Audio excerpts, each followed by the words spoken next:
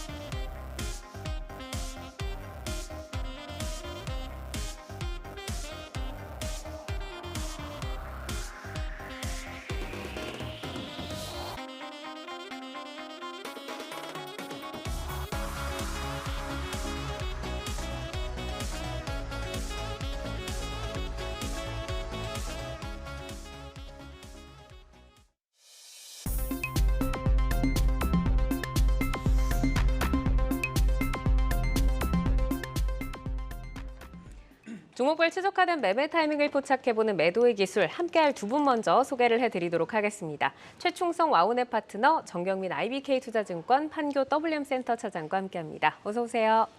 안녕하세요. 네, 반갑습니다.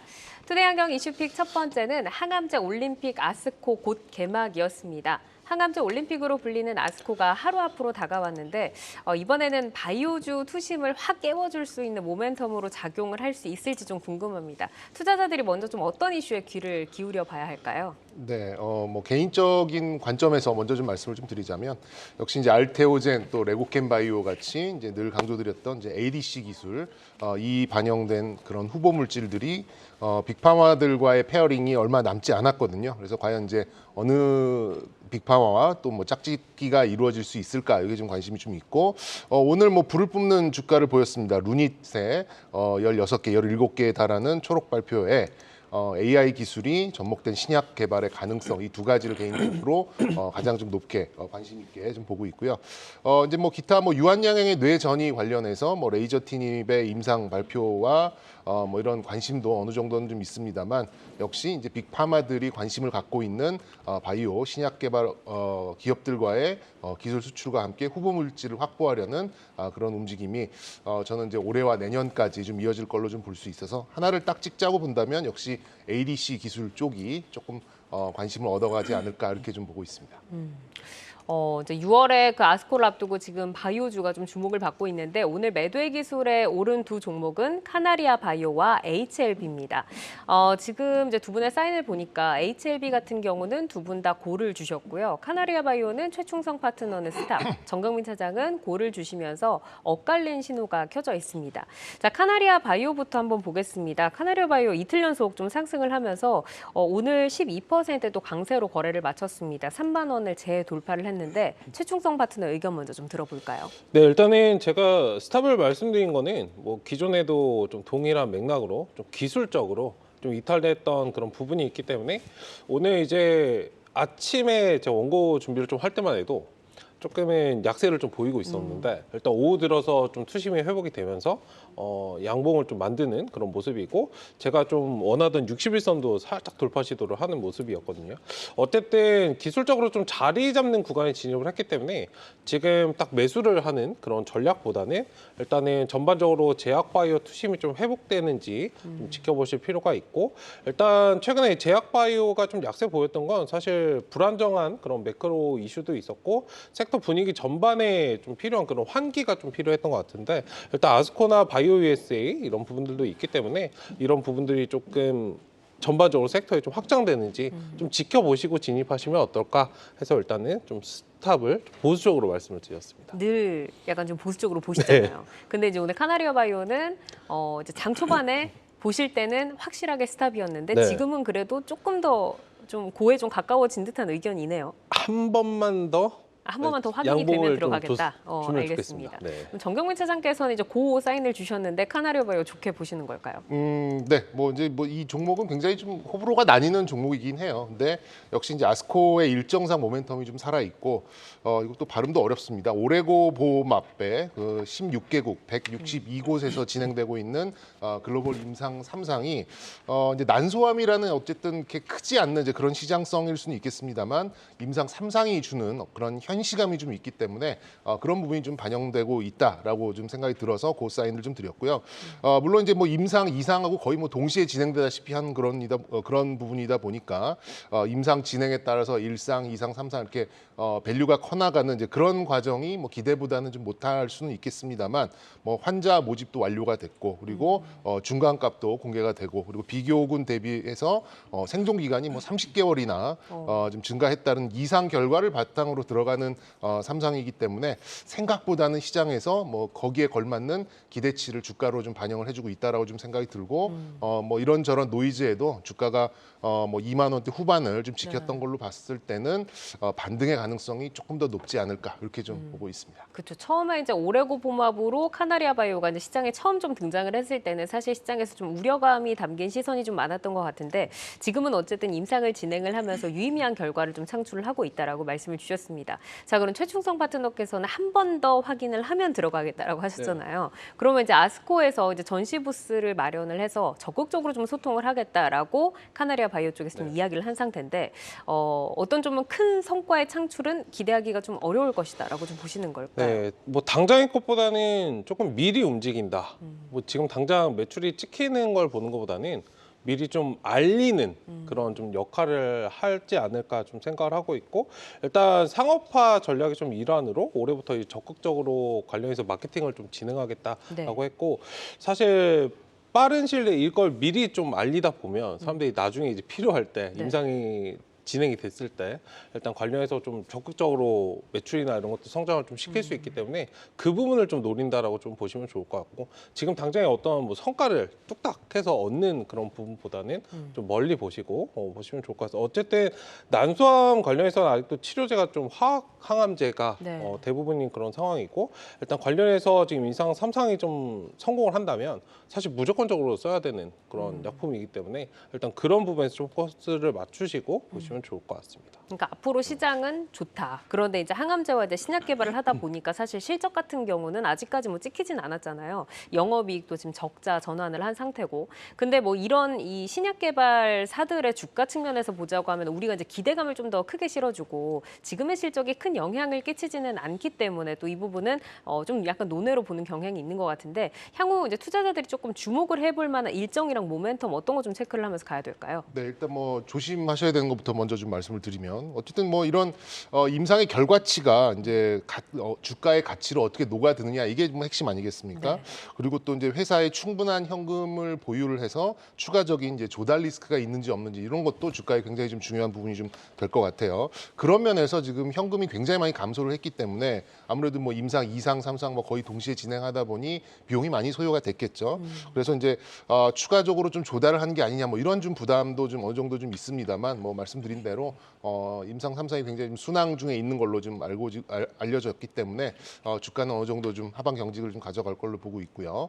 근데 아스코 일정에 어느 정도 좀 반응하는 건 분명히 있기 때문에 일정상의 모멘텀 그 소멸로 주가의 변동성을 좀 주의할 필요는 좀 있다고 보이고요. 그런 이후에 이제 변동성이 좀 있는 후에는 간헐적으로 이제 3상의 데이터가 발표가 될 것이기 때문에 뭐 그리고 이제 2상의 데이터가 워낙 또 좋았기 때문에 저는 뭐 기대치를 조금 가져가 보셔도 좀 좋지 않을까 말씀드리고 싶습니다. 네, 사실 뭐 장기 보유자분들은 뭐 10,000원대에서 잡으신 분들도 계실 테고, 근데 이제 4월 또 고점에 들어가신 분들은 2차 랠리를 좀 기다리면서 애가 타는 또 마음이 좀 있으실 것 같아요. 우선은 이제 최충성 파트너께서 스탑을 주셨으니까 기존 보유자들은 지금 시점에서 어떻게 좀 전략을 짜는 게 도움이 될까요? 네, 기 보유자분들은 뭐 주가 영향 지금 뭐 등락이 좀 발생하는 것들은 사실 작은 등락이라고 생각을 하기 때문에 멀리 봤을 때 주가가 이제 기업이 성장하는 부분에서 본다면 굉장히 좀 미비한 부분이기 때문에 일단 지금 멀리 바라보시고 신경 쓰실 필요 없이 끌어가시는 전략. 다만 이제 신규로 하시는 분들은 좀 기술적으로 그래도 싼 구간, 안정적인 구간에서 들어가셔야 되기 때문에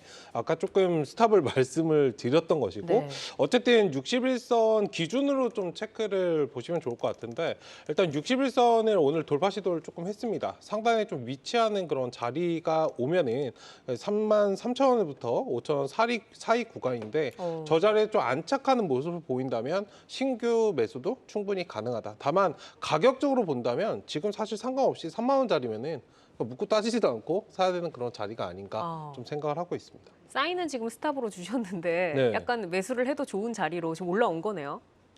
올라왔습니다만 네, 그리고? 한 번에 더 한 번 더 이제 시그널을 보기는 보자. 확인하겠습니다. 시그널 이제 확인하자라고 하셨고 어쨌든 난수하면 이제 3상을 막 성공을 한다라고 하면 앞으로 시장의 가능성은 무궁무진하기 때문에 장기적으로는 또 좋게 보신다라고 좀 말씀을 주셨습니다. 자, HLB 한번 볼까요? HLB가 최근에 좀 박스권에 갇혀 있는 모습인데 두 분 모두 지금 직진하자, 가도 된다 하고 이제 고사인을 지금 켜 주셨어요. 최충성 파트너께서는 HLB는 확인을 다 하신 걸까요? 고사인 주셨는데. 네, HLB, 뭐 셀트리온은 두 가지 실적이 이제 나와서. 네, 실적도 있고 사실 뭐 제약바이오에서 네. 삼성전자와 SK 그쵸, 하이닉스의 그쵸. 느낌이 아닐까 생각을 좀 하고 있고 지금 바닥권에서 사실 제약바이오 전반적으로 좀 상승을 할 수 있는 그런 모멘텀이나 이런 것들이 좀 부재했기 때문에 네. 사실 바닥권에서 좀 가지 못하고 계속 좀 짓눌려 있는 박스권을 좀 그려가고 있는데 지금 상황에서 충분히 뭐 부담스럽지 않은 그런 매수 구간이 좀 될 수 있지 않을까 해서 지금 자리에서는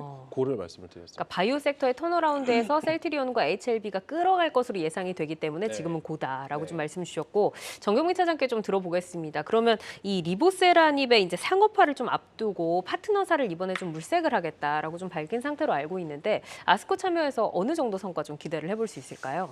뭐 그건 알 수는 없죠. 알 수는 없는데 이 종목 같은 경우는 강성 주주분들도 계시는 만큼이나 안티들도 분명히 존재하는 이제 그런 종목인 건 맞는 것 같아요. 근데 굉장히 오랫동안 사실상 바이오 신약 종목으로는 코스닥에서 가장 큰 그런 종목이고 코스닥의 탑 10의 시총을 좀 유지한다는 것은 어쨌든 표적 항암제의 좀 대표적인 후보 물질로 볼 수가 있겠고 가장 큰 항암 시장이 있는 미국에서 그것도 가장 큰 시장성이 있는 간암 쪽에 진행을 한다라는 점은 어느 정도 시장에서는 좀 인정을 하고 있다라고 좀 해석을 좀 하고 있습니다.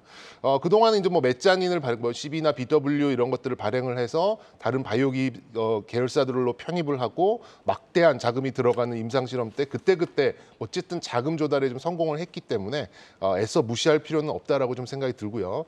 향후 일상 특히 이제 간암 같은 경우에는 굉장히 많은 그 임상 참여자들이 있기 때문에 비용이 많이 들거든요. 그렇기 때문에 말씀 주셨듯이 반드시 파트너사들의 투자가 함께 진행되어야 하는 그런 부분이기 때문에 저는 이번 아스코가 아니더라도 미국에서 진행하는 이제 간암 일상에 대한 임상 전후로 해서 진행 중에 있어서 파트너사가 물색되지 않을까라는 생각이 들고요. 만약 그게 확정이 된다 그러면 한번 트리거가 돼서 좀 불을 뿜을 수도 있는 가능성이 있다라고 좀 보여집니다. 여기서 이제 어떤 파트너사와 손을 잡느냐에 따라서 시장의 좀 반응이 달라질 텐데 수급적으로 또 이런 이벤트도 있습니다. 이제 다가오는 9일에 한국거래소 KRX 300 헬스케어 지수에도 신규 편입이 될 예정으로 되어 있는데 HLB의 좀 수급 개선에 어느 정도 효과 있을까요, 파트너님? 네, 일단 MSCI 한국지수에 좀 이어서 KRX 300 헬스케어 지수에도 좀 편입이 예정되어 있다는 건 뭐 헬스케어 펀드 등의 이제 유입에 따른 그런 네. 주가 상승에 대한 그런 기대감이 좀 작용을 할 수 있다라고 좀 말씀드리고 싶고요. 일단 국내외 헬스케어 지수에 좀 포함될 경우에 해당 지수들을 좀 추종하는 패시브 자금이 좀 꾸준히 유입이 될 것이다라는 그런 부분이 있습니다. 일단 미국 NDA 진행에 좀 더한 주가 상승 모멘텀이 하나 더 생긴다라고 좀 보시면 좋을 것 같고요. 일단 최근에 헬스케어 섹터가 경기 소비재 등의 타 섹터에 좀 비해서 전반적으로 거래량이나 그런 상승률 또한 높다는 점도 굉장히 좀 고무적인 그런 상황일 수 있고요. 일단 세계적으로 금리 인상 기조가 좀 마무리되어가는 현 시점에서 HLB 신약 개발이나 이런 것들이 점점 좀 가시화되고 상업화에도 성공한다면 회사의 가치 상승은 물론 바이오 산업 전반적으로 좀 활기를 찾는 그런 부분이 있을 것이고 하나 더 이제 말씀드리고 싶은 거는 기존에 이제 시총 2위까지 한번 올랐었어요. 상위권 랭크까지 사실 올랐었는데 이때는 헬스케어 지수에 편입되지 않았습니다. 이때는 업종 자체가 15년 동안 HLB 주업이 사실 이제 선박건조로 묶여 있었기 때문에 외국인들 투자 비중이 사실 가장 낮은 그런 상태였는데 이번에 좀 바뀌면서 이런 부분들도 좀 투심을 좀 자극할 수 있지 않을까 해서 일단 자금 유입에 대한 그런 개선 여진이 있다 말씀을 드리고 싶습니다. 네, 지금은 이제 코스닥 5위에 위치를 해 있는 HLB인데 사실 HLB가 뭐 강성주주도 많다라고 말씀을 하셨듯이 바이오주 약세 구간에서도 이제 리보세라닙에 대한 그 효과로 좀 승승장구를 하기도 했던 이제 HLB가 올해 들어서는 꾸준하게 좀 저점을 높여오고는 있지만 뭐 폭발적으로 상승을 보이거나 이러진 못하다 보니까 조금 답답한 박스권 흐름인 것 같아요. 지금 시점에서 기존 보유자분들 좀 구간별로 어떻게 나눠서 전략을 좀 세워봐야 될까요, 차장님? 네, 일단 뭐 그 전략적으로 좀 본다고 하면 이 종목은 이제 200일선이 이제 좀 이렇게 갇혀 있는 이제 그런 모습이 좀 나오고 있어요. 그러니까 뭐 직관적으로 보더라도 200일선을 맞고 계속 떨어지는 모습이 나오고 있는데 또 보시면은 저점은 꾸준해서 계속해서 좀 올라가고 있습니다. 근데 또 보시면 거래량도 굉장히 많이 응축이 되고 있는 그런 상황이죠. 어떻게 보면 좀 에너지를 모아가고 있는 이제 그런 종목이다라고 좀 보시면 될 것 같고요. 저는 뭐 HLB 같은 경우는 그때그때의 매매보다는 바이앤홀드가 좀 어울리지 않을까라는 생각이 들고 뭐 일정 리스크 관리 지점만 좀 가져가신다면 바이앤홀드가 훨씬 더 어울리는 그런 종목이 아닌가 좀 생각이 듭니다. 그리고 이제 향후에 표적 항암제 성공을 기대하고 빅파머의 그런 파트너십이 좀 나오는 리보세라닙이 성공이 좀 된다면 전 뭐 한 방이 좀 있을 수 있는 이제 그런 가능성이 좀 있기 때문에 좀 기대를 해보셔도 좋지 않을까 싶습니다. 네, 박스권을 뚫고 나가는 한 방이 있을 것이다라고 좀 정리를 해보겠습니다.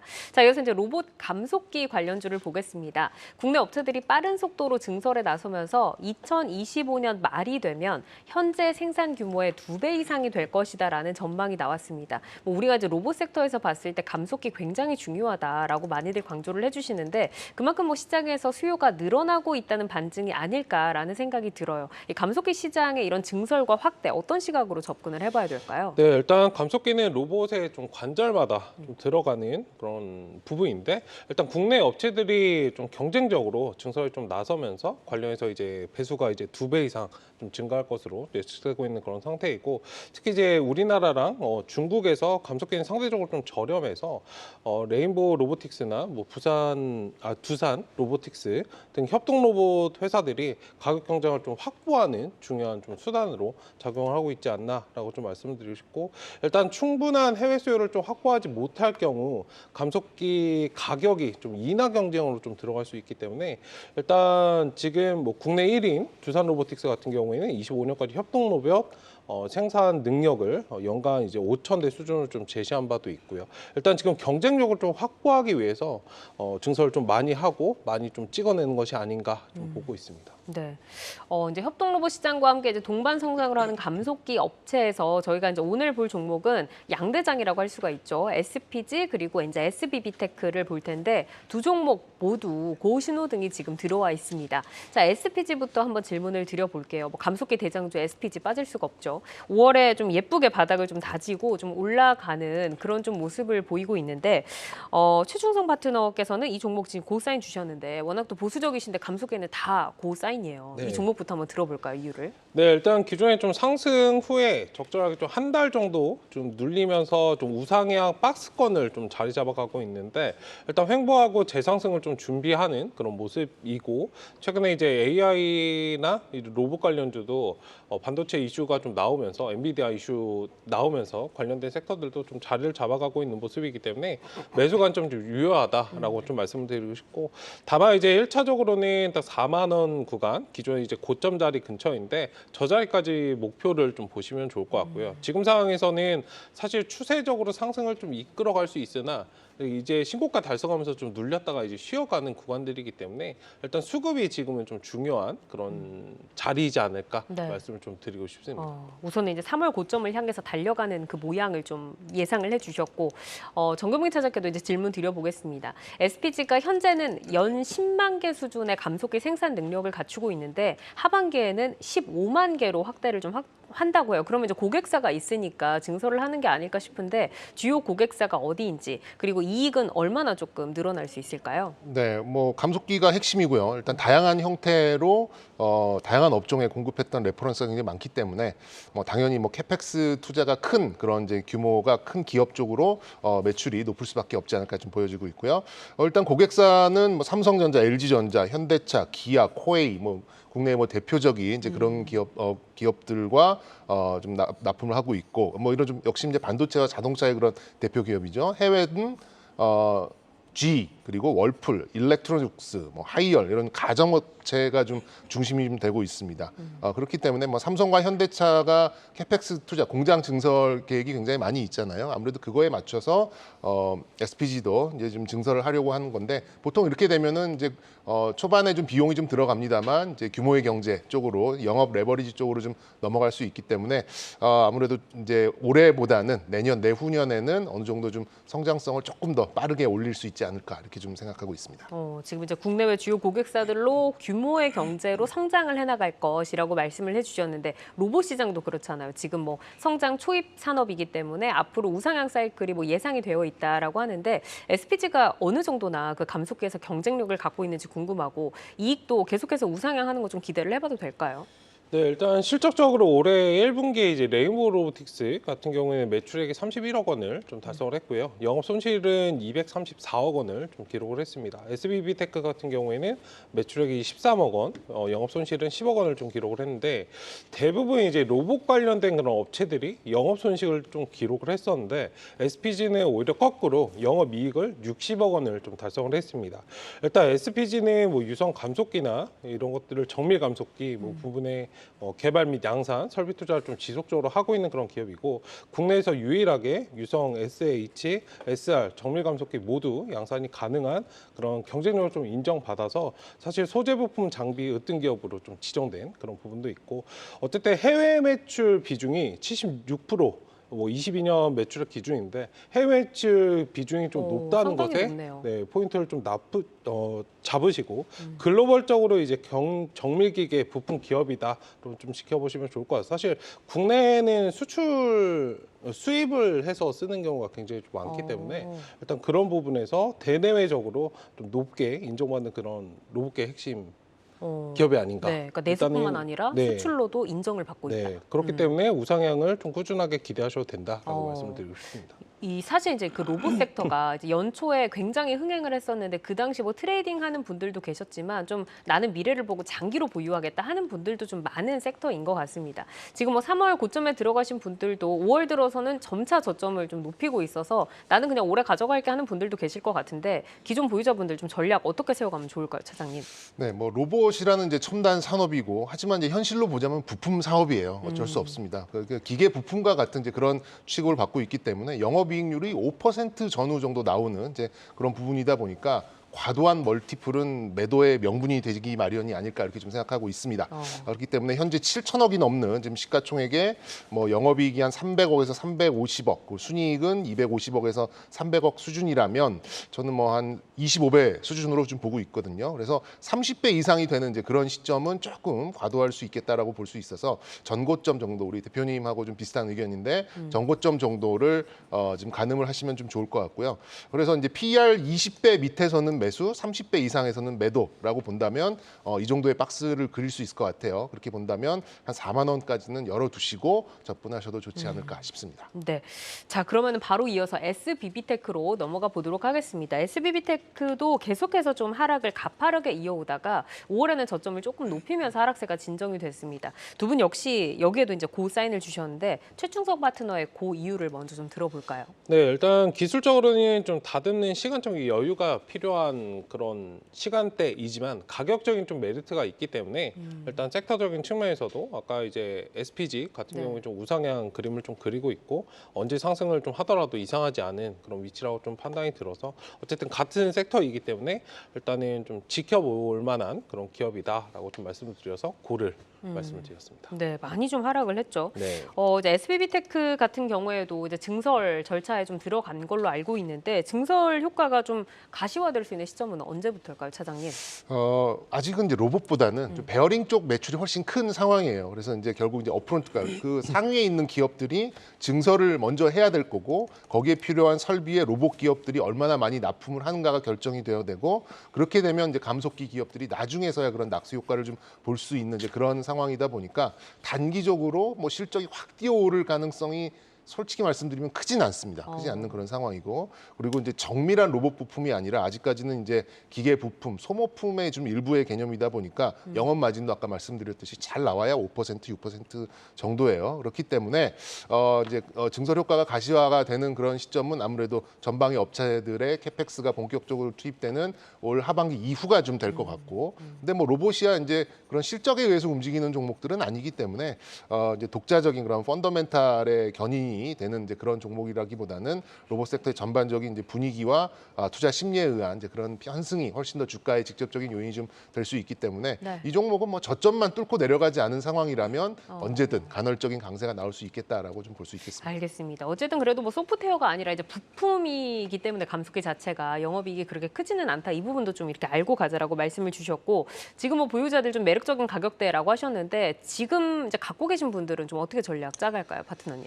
네, 저도 앞서 이제 말씀하신 것처럼 하단 이제 121선 기준으로 이제 43,300원 구간인데 일단 저자를 좀 이탈하지 않는 선에서 박스권 대응을 하시면 좀 좋을 것 같고요. 일단 상단에 56,450원 정도 네. 61선으로 좀 잡으시고 이 구간을 좀 박스권 대응을 좀 하시는 그런 전략으로 좀 보시면 좋을 것 같습니다. 61선과 121선 사이에서 박스권 트레이딩으로 대응을 좀 하자. 지금은 이자를 좀 뚫고 나와야 사실 시원하게 좀 상승을 할 수 있기 때문에 아까 전에도 말씀드렸지만 SPG랑은 조금 다른 우상향 곡선이 아닌 좀 박스권 등락을 반복하시면 알겠습니다. 근데 두 종목의 이제 대응 방법이 좀 다르기 때문에 이 부분 좀 유의를 하시면서 대응을 해보시기를 바라겠습니다.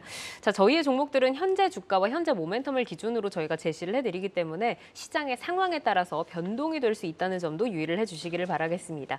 계속해서 매매 전략 체크해드리겠습니다.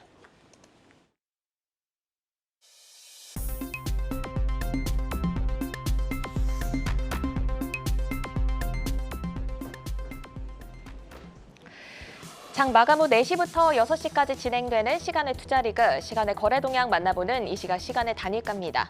정규장 마감 후 오후 4시부터 6시까지 10분 단위로 시간의 단일가 거래가 이뤄지는데요. 이 시각 시간의 단일가를 통해 시간의 주요 종목 등락률 실시간으로 생생하게 전달해 드리겠습니다. 그럼 이 시각 시간의 단일가 코스피 상승률 상위부터 함께 보겠습니다. 네, 이건 산업이 9%로 코스피에서 가장 크게 출발을 하고 있습니다. 토니모리가 8% 강세 보이면서 5,090원 선 지나가고 있고요. 광반도체 전문 업체죠. 광전자 최근 급등 후 조용한 흐름을 보이고 있었는데 시간에서 5% 상승률 보이면서 강하게 출발하고 있습니다. 그리고 백광산업 보겠습니다. 새만금에 5조 원의 추가 투자 유치를 협의 중이란 소식에 백광산업 오늘 15% 급등을 했는데요. 예, 시간에서도 강세 보이고 있습니다. 이어서 코스닥 상승률 상위 이어서 보겠습니다. 인화전공, S&W 두 종목 모두 선박 엔진 부품을 생산하는 업체입니다. 두 종목 모두 상한가로 들어가면서 11,700원 선 그리고 4,900원 선 지나가고 있고요.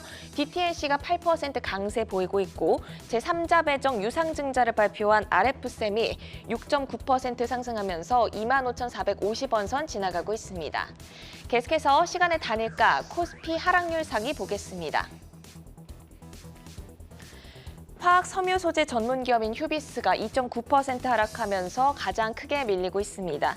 그리고 대한항공, 아시아나항공, 합병, 난기류에 최근 변동성을 확대하고 있는 한진칼 우선주 오늘 8% 급락이 나왔는데요. 시간에서도 1.4% 정도 하락하면서 3650원 선 지나가고 있습니다. 그리고 평화산업이 1%대 약세 보이고 있네요. 마지막으로 코스닥 하락률 상위 보겠습니다. 주식 병합 후 거래 첫날 급등하면서 28% 급등한 DGP가 3.5% 밀리면서 코스닥에서 가장 크게 밀리고 있습니다. 그리고 홈캐스트가 1.7% 약세 보이고 있고요. 모헨즈 보겠습니다. 레미콘 전문 기업으로 4거래 연속 상승하고 있습니다. 오늘 15% 상승을 했는데 시간에서는 2% 정도 하락하면서 4,360원 선 지나가고 있습니다. 이렇게 이 시각 시간의 단일가 살펴봤는데요. 시간의 단일가 매매는 오후 6시까지 10분 단위로 매매가 체결됩니다. 모멘텀과 거래량 등 꼼꼼히 살펴보시고 시간에서도 성투 전략 세워가시길 바랍니다. 시간의 단일가 거래 동향, 잠시 후 시간의 단일가 특징주를 통해서도 확인하실 수 있습니다.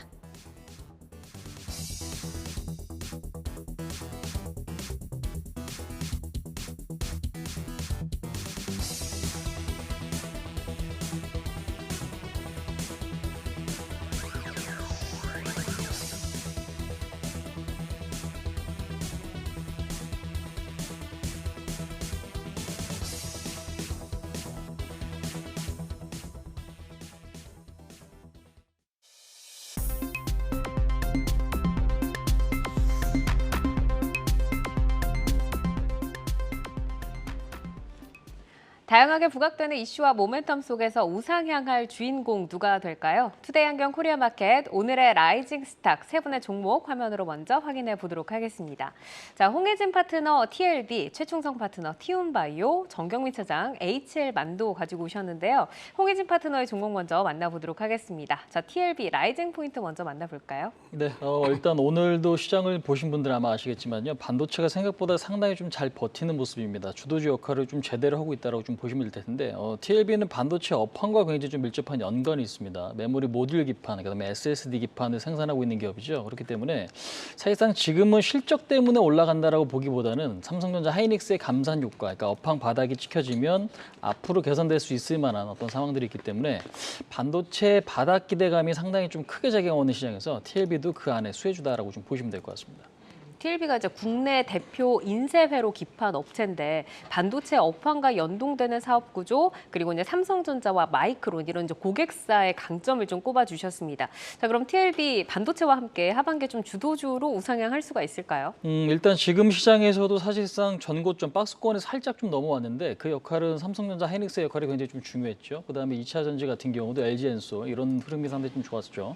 자, 이런 흐름들을 보면 결국에는 반도체가 지금 미국 증시, 그러니까 뉴욕 증시 증시뿐만 아니라 국내 증시에서도 긍정적으로 좀 작용을 하고 있습니다. 물론 아직까지는 찜찜한 요인들이 분명히 있긴 한 것 같아요. 근데 이제 반도체 가격이 조금씩 반등 보이는 제품들도 좀 있는 것 같습니다. 그러니까 전반적으로 보면 뭐 DDR3라든지 이런 쪽은 하락세가 좀 더 이어지지만 DDR4 제품이라든지 낸드 쪽에 대한 어떤 가격 상승을 보이고 있는 제품들이 좀 나오고 있었거든요. 이제 이런 흐름은 결국에는 2분기에는 안 좋은 건 누구나 알지만 3분기에는 그보다 조금 더 개선될 거다라는 어떤 기대감들이 있는 거죠. 이제 이런 측면에서 보면 우리가 이제 기판 업체에 왜 주목을 하셔야 되냐면 반도체 칩만으로는 우리가 쓸 수가 없어요.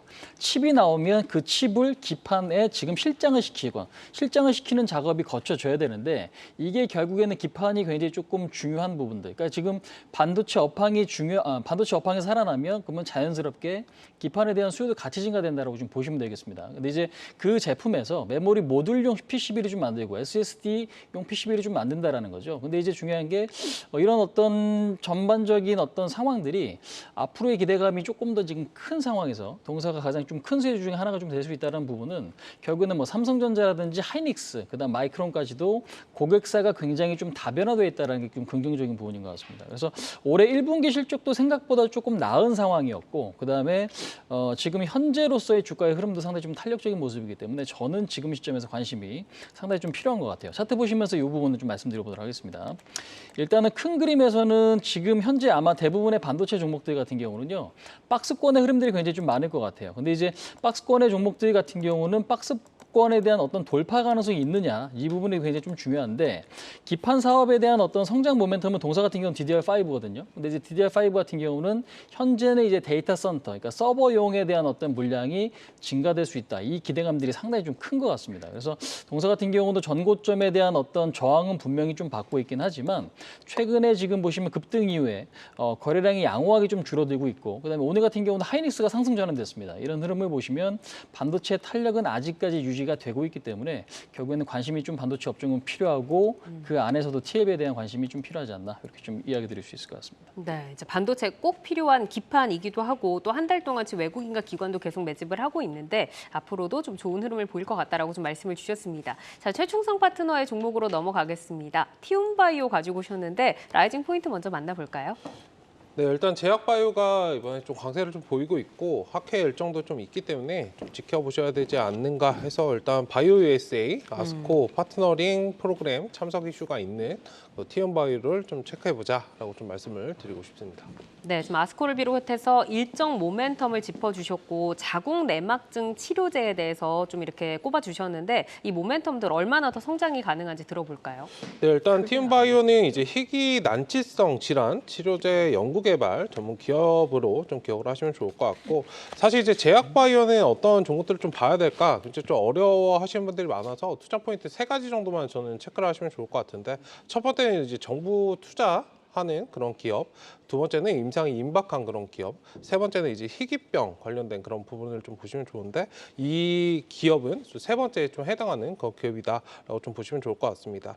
어쨌든 이번에 아스코에 좀 참석을 해서 다국적 제약사 및 바이오텍을 대상으로 파트너링 미팅을 좀 진행한다라는 소식이 나왔고요.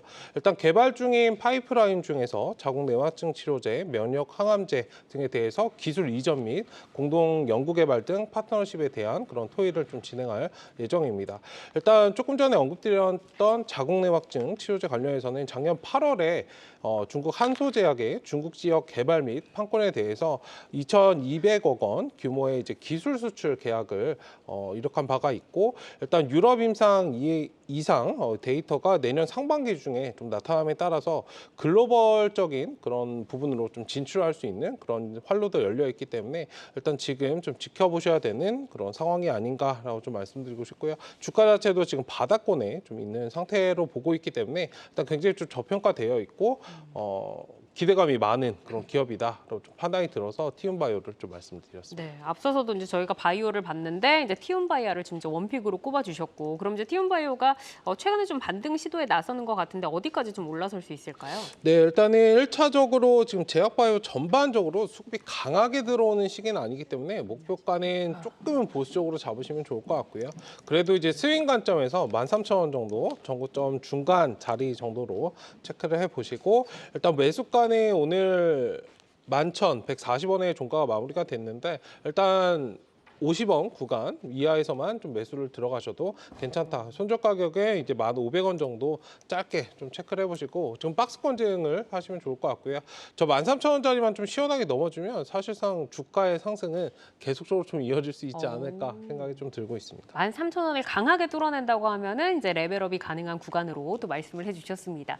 자, 이어서 정경민 차장의 라이징 스탁 들어볼 텐데요. HL 만도 가지고 오셨어요. 지금 봐야 하는 라이징 포인트 어떤 거 있을까요? 네, 뭐 자동차 전체적으로는 좀 조정 양상이고요. 다소 좀 무거운 분위기죠. 뭐 파업 얘기도 있고 또 리콜 얘기도 있고 좀 이런 영향이 좀 있는 것 같습니다. 뭐 HL 만도 그러면 뭐 자율주행을 비롯해서 뭐 ADAS 분야에서는 세계 최일선 그런 이제 기술을 좀 보유하고 있고요.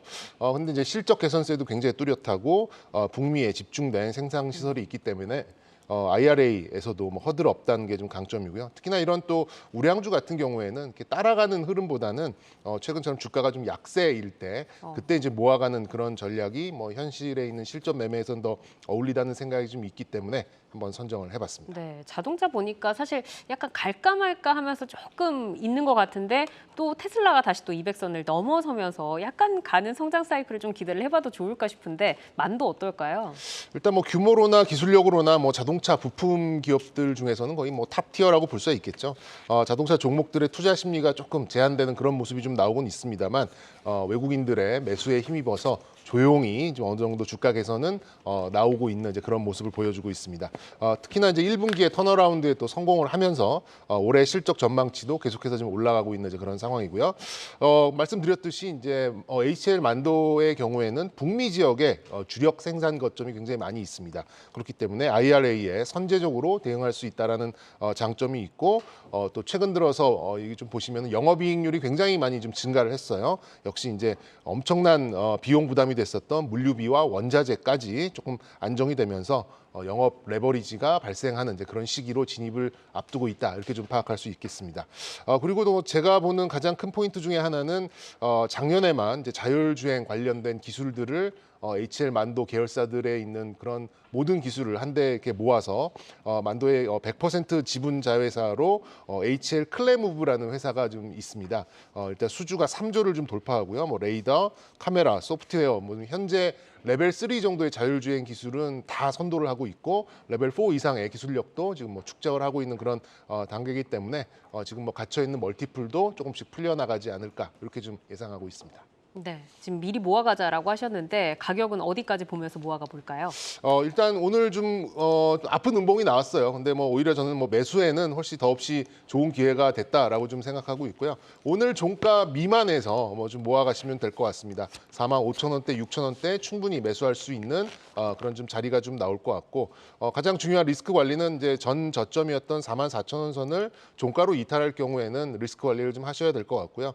저는 이제 한 45,600원 선 이렇게 좀 모아가시는 그런 전략이 있다면 저는 뭐 충분히 한 6만 원 이상은 좀 바라볼 수 있는 그런 종목이 아닐까 예상해 보도록 하겠습니다. 네, HL 만도까지 전해드렸습니다. 라이징 스탁 종목과 함께 차기 주도주들을 미리 잘 선점을 해 나가시기를 바랍니다. 함께해 주신 최충성 와우넷 파트너, 정경민 IBK 투자증권 판교 WM센터 차장 여기서 인사드리겠습니다. 고맙습니다.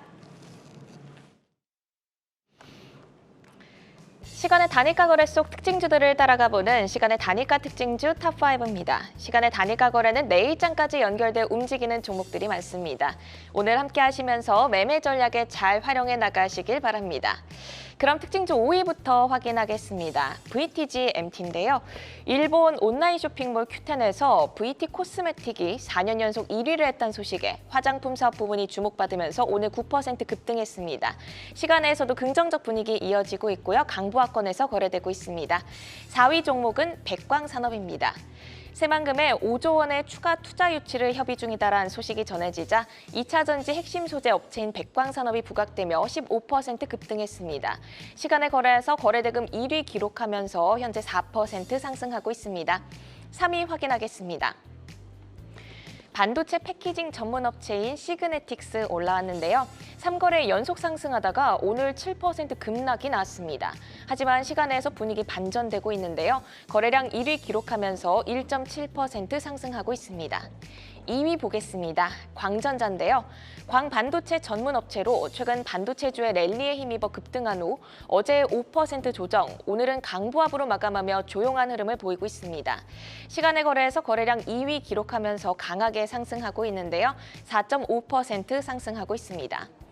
대망의 1위 종목 만나보겠습니다. 바이브 컴퍼니입니다. 인공지능, 빅데이터 기반의 서비스를 제공하는 업체인데요. 4% 정도, 5%까지 상승률 끌어올리고 있습니다. 특징주 1위 바이브 컴퍼니 바로 보겠습니다. 한국지능정보사회진흥원 초거대 AI 공급 기업 선정 소식에 정규장에서 5%대 상승, 시간에서도 상승세 이어지고 있는데요. 최근 엔비디아발 반도체 AI 훈풍이 불고 있습니다. 이 초거대 AI 공급 기업 선정 모멘텀, 주가를 좀 더 끌어가 줄 수 있을까요? 네.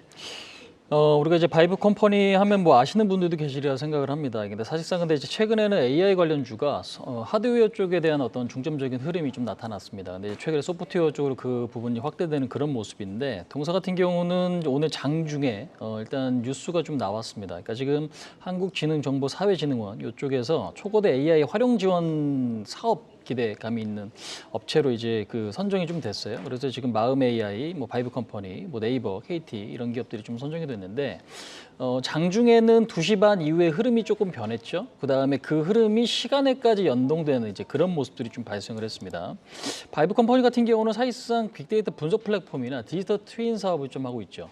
디지털 트윈 같은 경우는 정보 육성 지금 사업이기도 합니다. 그래서 기대감 요인은 상당히 조금 풍부한데, 주가가 지금 실적이나 이런 것들은 아직 달성되고 있지 못한, 그러니까 흑자로 달성되고 있지 못한 상황이고요. 그다음에 지금 2대 주주가 카카오입니다. 그래서 일단 카카오의 지금 어떤 성장과 힘입어서 같이 어떤 AI 성장을 모색할 수 있는 그런 기업이다라고 좀 보시면 될 것 같아요. 근데 이제 시간의 상한가가 지금 10분에, 그러니까 4시 10분에 한번, 20분에 한번 좀 진행이 됐었는데, 그 이후에는 좀 상한가가 좀 풀렸어요. 그래서 5%까지는 좀 반등이 나오고 있는데 조금 변동성이 좀 있는 모습인 것 같습니다. 그래서 장중에 내일 흐름도 오늘 장중에 5% 반등을 했지만 시간에 지금 급등이 나왔을 때는 내일 흐름이 상당히 좀 좋을 수 있는데, 아직은 이게 확정치가 아닌 만큼 조금 더 끝까지 관찰은 좀 필요하지 않나. 다만 AI에 대한 관심은 여전히 조금 있기 때문에 여전히 좀 관심 있게 좀 보셔야 될 그런 어떤 종목 세트가 아닌가, 이렇게 좀 이야기 드릴 수 있을 것 같습니다. 괜찮지만 시간의 상한가가 풀리고 또 5%까지 내려온 만큼 변동성에는 주의를 하셔야겠습니다. 그러면 시간의 단일가 특징주 2위 광전자도 보겠습니다. 지난주 금요일 시간에서도 특징주로 등장을 했었는데요. 오늘 거래량이 크게 실리며 상승하고 있습니다. 6월에 우상향 랠리 기대해봐도 좋을까요?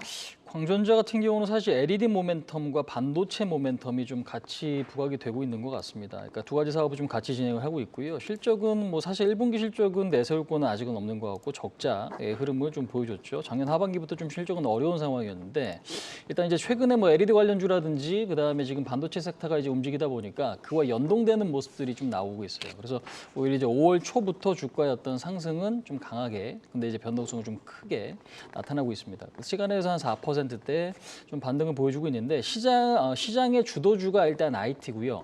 IT 안에서도 반도체와 LED 쪽의 탄력이 상당히 조금 좋은 모습입니다.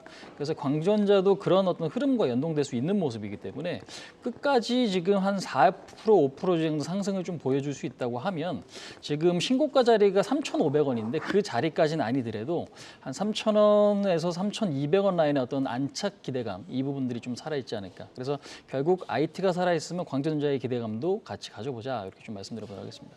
네, 최근 좋았던 LED와 반도체 두 가지 모멘텀을 모두 가지고 있는 종목입니다. 실적은 아직 좋진 않지만 시장의 주도 흐름에 힘입어서 주가 연동될 수 있다는 점 짚어주셨습니다. 그럼 저희 내일은 어떤 키워드에 중점 두고 대응해 나가면 좋을까요?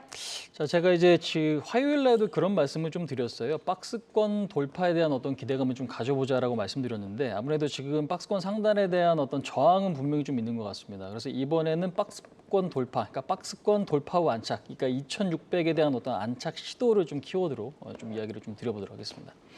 네, 이렇게 오늘 시간의 특징주 살펴봤습니다. 함께해 주신 홍희진 와운의 파트너는 여기서 인사드립니다. 고맙습니다. 아시아 증시와 유럽 시황 전해드립니다. 6월 첫날부터 아시아 증시는 혼조세를 보이고 있습니다. 중국의 차이신 구매관리자 지수가 예상 밖의 호조를 보였지만 막판에 상승폭을 반납하는 모습인데요. 상해 종합지수 장중 한때 0.6% 선까지 올랐지만 보합권에서 장 마감했습니다. 선전지수도 0.3%로 힘을 내주는 모습이고요. 마감을 앞둔 홍콩 항생지수 오늘 등락을 반복하다 0.05% 하락으로 거래 이어갑니다. 오늘은 중국의 5월 차이신 PMI가 발표된 가운데 전월 대비 1.4포인트가 상승하면서 화제가 됐습니다. 이번에 큰 폭의 상승세를 기록하면서 경기 불안 심리 진정에 도움이 된 것 같습니다. 한편 테슬라와 중국의 최대 배터리 제조업체 닝더스다이의 협력이 확대될 전망입니다. 또 포드에 이어서 테슬라도 CATL과 함께 미국 본토에서 배터리 제조 공장을 건설하는 방안을 추진할 거란 관측이 나왔는데요. 이 때문에 오늘 진급 증시에서는 자동차, 2차 전지, 리튬 등 신에너지 자동차 산업 샀을 전반이 강세 보였습니다. 그렇다면 유럽 개장 상황은 어떤지 함께 확인해 보시죠. 어제 1.5% 넘게 빠졌던 닥스 지수, 오늘은 0.8% 상승하면서 기분 좋게 출발합니다. 프랑스 개장 상황입니다. 프랑스도 어제 하락장으로 마감했는데요. 오늘은 0.6% 빨간불로 장 출발하고 있습니다. 내일은 프랑스의 월간 산업 생산률 4월이 발표됩니다. 또 유럽연합의 경제 지표들도 발표가 예정돼 있죠. 실업률을 포함해서 5월 인플레이션 잠정치, 핵심 물가 상승률 등이 발표되니 잘 체크하시기 바랍니다. 지금까지 아시아 증시와 유럽 시황 전해드렸습니다. 네, 투데이 안경 코리아 마켓은 방송이 끝난 후에도 유튜브에 라이징 스탁으로 검색하시면 다시 보실 수 있습니다. 라이징 스탁 종목들과 함께 여러분들의 포트를 풍성하게 채워갈 종목들 선점을 해 나가시기를 바라겠습니다. 네, 투데이 안경 코리아 마켓은 항상 여러분의 든든한 전략 동반자가 되어드리겠습니다. 오늘도 함께해 주신 여러분 고맙습니다.